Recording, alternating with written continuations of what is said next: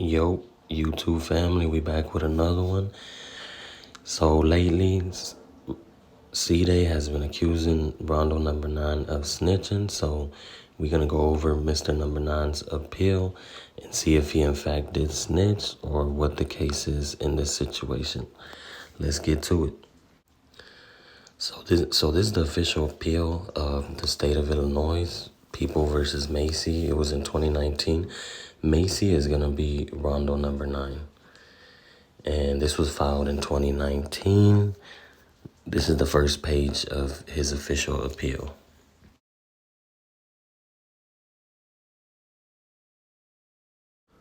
So basically, we're gonna skim through it. There's a lot of reading in these paperworks, but Clint Macy and his co-defendant Ely were convicted of murder in the shooting death of Javon Boyd, which is the taxi driver. Ely is Cdai, Macy is Rondanumbanine. So Macy argues that his counsel was ineffective for not vigorously pursuing the defense that Ely was the sole shooter. And hearsay regarding what Macy was wearing on the night of the murder, basically saying that they were just making stuff up as to what he was wearing. A mistrial should have been granted because the victim's family made an outburst during trial. So to give a quick background, they were at a party on 39th Street and Wentworth Avenue in Wentworth Garden housing projects. Rondo had a tiger stripe jogging suit. Cdai had a Burberry shirt and white pants. Also attending was Jones, Brown, which were two girls in the case that snitched, and Herbert. Jermonte Carpenter, for those who don't know, is Tay Capone. The defendants left the party in Herbert's van. After they left, someone got into an argument with some girls at the party over a song they were playing, and shots were fired in the air. So they ended up leaving the party with Brown, Carpenter, and Anderson.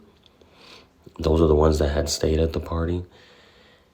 When they left in John's car, Tay Capone made a phone call to Macy or Ely.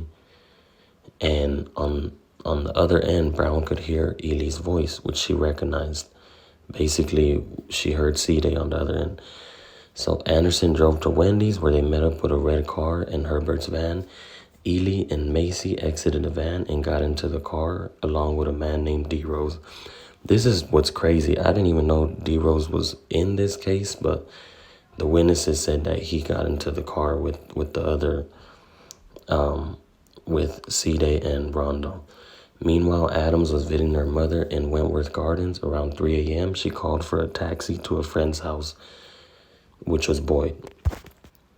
Now, this is the part of the case that actually shocked me. I did not know at all that D. Rose was part of the case, but it is said by one of the witnesses that he did get in the car with Macy and Cdai. They basically picked him up.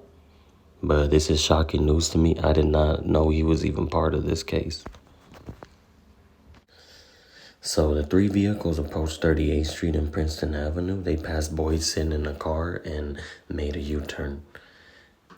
Macy, Ely, and D. Rose exited the car. Herbert saw Macy and Ely open Boyd's passenger side door and Macy firing a gun into the car. Now, this is where the conflict comes in, because the other witness, John, says that she saw a light flash from the gun and Boyd jumping, but John's identified Ely as the shooter, which is Cdai. After the shooting, D. Rose ran back to the car and saying shit, and he's dead. Now, that's where the conflict comes in, because you got two witnesses saying something different. And that's what Rondo's fighting in this case. But the shooting was captured on surveillance cameras at a Chicago housing authority, where the footage seen Rondo wearing a striped tracksuit and Cdai wearing a brown shirt and white pants. And in the video, it shows they approached the car and they were talking to him. And it shows that Boyd's car started backing up but hit another vehicle, and a bright light flashed from Ely's hand, which is Cdai. So basically, they have the shooter on camera. Now, when Adams came outside, the one that ordered the taxi, she found Boyd hanging out the driver's side of his car. He was unresponsive. Someone had already called the police. But after they left the scene, they went to a gas station, and they have this on video as well, that Cdai gets out the car. And this is the thing, Rondo didn't appear in that video. So that's where Rondo's saying, like, y'all don't have me on video. But Cdai went up to the girl's car and told him that he had asked the victim if he was from over here. And after that, he said it was a man down, basically indicating what he did. So, and another thing on that last page, as you can see, it shows that Cdai's fingerprints were found on the car. Rondo's fingerprints were not found on the car. So that's more evidence that was built up against them. And a firearm examiner from the state of Illinois showed that the bullets came from one gun, basically saying that there was one shooter. Now, the court did ask Cdai's counsel if they wanted to move for a severance counsel, which means basically separating the case into one case for Cdai and one case for Rondo, but they denied it. And Rondo was privately asking to get a severance case. But at that time, they didn't want to do it. And basically, Macy, which is Rondo, is fighting that the witnesses were basically making up stuff because they didn't want to go to jail for the murder. They were there and they can easily get charged for it too. But they were basically, he's claiming that they were basically making up nonsense. And no one actually took the stand and pointed them out. But all the telling they did came from when they were with detectives. So defendants were tried before a single jury. The state sought out a conviction for first-degree murder and a 15-year sentence enhancement. And basically following that, a sentence hearing, the trial court sentenced Rondo to 39 years imprisonment. But Rondo's arguing that his trial counsel was ineffective for not vigorously pursuing a defense theory that Ely was the sole shooter. So basically, Rondo is calling for the mistrial because he feels like his defense attorney should have pursued more of a theory that Ely was a sole shooter and he was not responsible for his actions at that time. And the witnesses as well, the witnesses have came out later saying that the detectives were basically like pressuring them into saying stuff. They took their phones without consent. And so basically Rondo's saying like the statements they made shouldn't be able to be used in the court and are not accurate at that time for this case.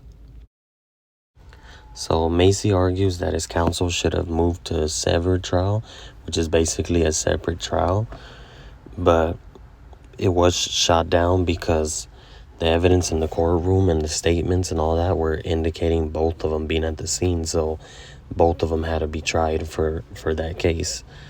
But because basically the defendants jointly indicated are to be jointly tried. So that's why it did get shot down. But they also said that Ely made no admissions that implicated Macy. Ely implicated himself by telling Brown that he asked if the victim was from over here and that he said it was a man down. Macy argues that his defense was antagonistic to Ely's defense since multiple witnesses placed both defendants at the scene, but the evidence suggested a single murder weapon. And although Macy and Ely's defenses were antagonistic, the court disagreed that any resulting antagonism were prejudicial to Macy. Now, basically, he's trying to get a separate case because of all the evidence there's a lot of evidence pointing to Cdai and pointing to one shooter, and even pointing to fingerprints that were on the car that led back to Cdai. So in the light of these facts, the evidence that a shooting took place, it was reasonable for Macy's counsel to not seek severance in this case. So this is the section where Macy's giving his reasons to why there should have been a severed trial, and basically implicating that there's no proof that he was there, or no one really implicated him other than the witnesses. He also says that statements made by Ely, when he said he asked the driver if he was from over here and man down, basically helps his case as showing that he was not present or he couldn't have been there as well. And Macy claims that his counsel should have argued closely that Ely was the sole shooter and Macy wasn't accountable for Ely's actions. So he's just giving his reasons to why he feels like there should have been a severed trial, or basically he feels like he shouldn't be charged for something that he didn't do in a sense. And he feels like it also says Macy argues that his counsel should have objected to certain statements made by Ely's counsel during closing arguments. So this is the area where we get into Brown's statements. So this is what Rondo's basically fighting, because he feels like they shouldn't have been able to been used in court because both statements from the witnesses don't line up, and the cops illegally were harassing them, forcing them to say stuff and searching their phone. But the cops did give them a consent to sign, but Brown says she didn't realize that's what it was for. So they searched their phone, seen pictures of the outfits they were wearing that day, and basically from the videotapes they seen that the outfits matched up. But Brown does say that she denied that the officers recovered any photos from her phone. She admitted signing the consent to search form, but didn't know she was signing that so they could search her phone. Now, Brown did speak to the detectives about Macy and what they were wearing. It says Macy wearing the orange and black stripe matching outfit indicated he was wearing at the time of the murder, and the officers recovered basically from her phone. But this is where Macy is making no argument regarding the photos, but argues that it was an error to allow Halloran to testify because the girls didn't want to testify. So basically the detectives testified on what they had seen and what was told to them by the witnesses. So Macy concedes in his beliefs that the trial evidence was overwhelming, established Macy's presence at the scene. The three witnesses placed them at the scenes, and their statements were consistent with each other and with the video. Brown's and John's both testified in the outfit that Macy was wearing at that time. And specifically in response to the question to John's, I believe it was, what did you tell the detectives you identify Ely doing? And John said he shot dude. Johns was describing her prior statement at the police station, but when describing the shooting, she testified, I did not see a gun. So in this section of the paperwork, basically this is where Macy was asking for a retrial because there was a big outburst in the courtroom. Basically the same way there was an outburst with Mama Duck when she was in Duck's trial. I guess the family of the taxi driver, when they saw the video, they yelled, they walked out the courtroom, and they had to go to recess and bring it back. But Macy saying it was unfair because it made the jury feel petty for the victims and for the family, basically boosting the jury to agree with them. Now in this section, Macy is arguing that the court didn't give him time, letting him know that Johns was going to be a witness. I guess the court does have to let you know who the witnesses are so your lawyers could be ready and everyone could be ready for it. But the court's arguing that they tried to contact Johns. They went to his job, his place, couldn't find him, but he got picked up in Indiana on a separate charge on February 9th, and that's when they they held him without bond and forced him to subpoenaed him, commanding her appearance on March 4th to go to court. Now, the last section of the paperwork is explaining how she went and testified, and she answered all their questions. But after Johns testified and the jury was excused, she withdrew her statement as a material witness. And she stated, I apologize for how I reacted. I was mad, I was irritated. And she decided that she would not rather come to court and be in contempt of court. But Macy's still arguing that by declaring Johns a material witness without giving him proper notice basically goes against his hearing. So Johns definitely did testify, and the court still didn't use her testimony. But that just shows that when you do things, you should not do it with females, because they don't want to go to jail. They don't want to get locked up. So they're always the first ones that's quick to fold and give it all up. But the conclusion was basically Macy suffered no prejudice from alleged hearsay testimony about his closing on the night of the murder, and no evidence overwhelmingly established his presence at the scene of the crime, and the trial court did not abuse its discretion in denying a mistrial based on an outburst by the victim's family. We affirm the judgment of the trial. So, YouTube family, this is where y'all gotta give me y'all opinion on if this is telling. Basically, Rondo didn't really have much to do with the situation. He was just there. But at the same time, that happens every day to countless number of people. You could be at the wrong place at the wrong time. You're still gonna go down for the crime. And basically, all evidence pointed to Cdai. His fingerprints were on the car. A light flashed from the gun, and they saw on the camera that it was from Cdai's gun. All the bullets came from one gun.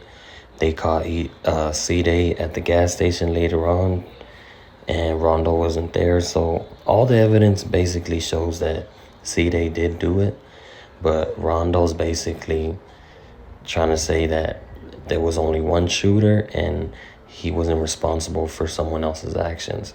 Do y'all consider that snitching? I mean, my opinion, I think it's a form of dry snitching basically, but still, I mean, you can't implicate other people if you're really a gang member and roll by that rules and that type of stuff. But I mean, what do y'all think in this situation?